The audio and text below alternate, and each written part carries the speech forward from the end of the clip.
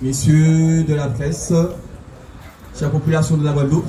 Donc aujourd'hui, nous avons tenu à vous inviter à vous convier à une conférence de presse pour faire un point sur la mobilisation qui dure déjà depuis près de 3 semaines.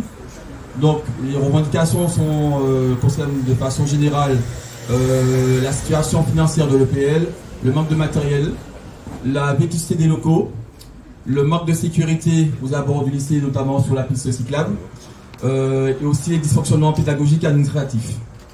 Donc depuis le mercredi dernier, nous avons décidé de nous rassembler en collectif avec les apprenants, les parents d'élèves, les différents syndicats, donc CETAP, UNSA et le GTG, ainsi que le représentant de la KPP. Et là, nous avons vraiment décidé à ce que nous reprenons, parce qu'effectivement, plusieurs propositions nous ont été faites, sauf qu'à ce jour, nous les considérons comme étant insatisfaisants. D'accord ?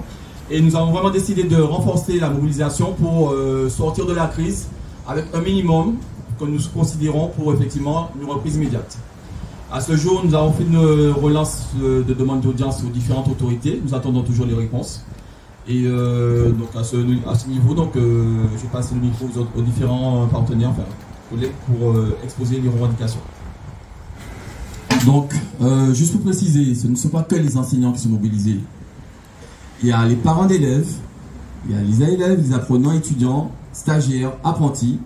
Il y a le personnel, donc parmi le personnel de la Campus, donc il y a les agents attachés à la collectivité, agents d'entretien, d'espace vert, de cuisine. Il y a les enseignants, il y a le personnel de vie scolaire, il y a le personnel administratif et, qu'est-ce que j'ai oublié, les formateurs. Voilà. Donc c'est quand même un ensemble, un collectif qui est aujourd'hui rassemblé pour dire stop. Nous n'y marrons, nous devons vers ça. D'accord? Et aujourd'hui, effectivement, comme on l'a dit, ce qu'on constate, la seule réponse, ce sont les gendarmes. On aurait souhaité que nos politiques, on ne sait pas où ils sont, peut-être qu'ils sont en France, dans l'autre bord, nous pouvons envoyer. Donc, donc, on fait un appel solennel, déjà aux politiques, de venir sur place pour nous rencontrer. Ne serait-ce que ça. On a envoyé la plateforme à tout le monde. Je pense qu'aujourd'hui, tout le monde est au courant, effectivement, parce que certains nous disent, ah oui, on ne connaît pas vos revendications. Je pense qu'aujourd'hui, plusieurs personnes connaissent les revendications. D'accord? Et nous, ce qu'on souhaite, c'est des réponses pour une reprise immédiate. Si demain, il y a nos millions, parce que c'est dans nos revendications, une subvention exceptionnelle de 2 millions, ça c'est le minima, par rapport à tout ce qu'on a estimé comme besoin. Après, on sait très bien que bon, peut-être qu'on n'aura pas de jour au lendemain, mais au moins, nous, un engagement.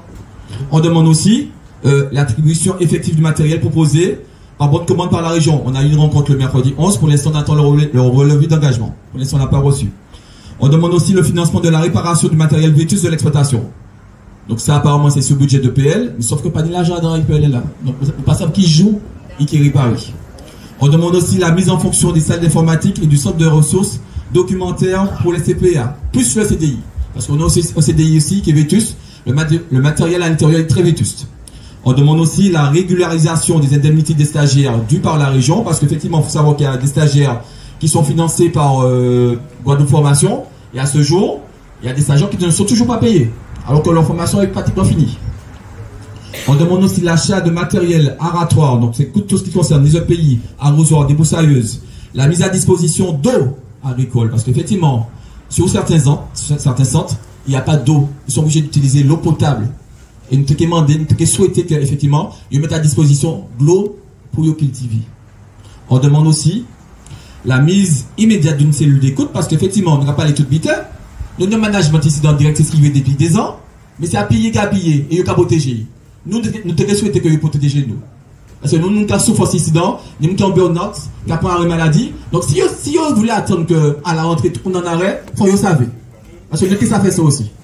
Donc si vous prenez responsabilité à vous, nous ça porte à nous.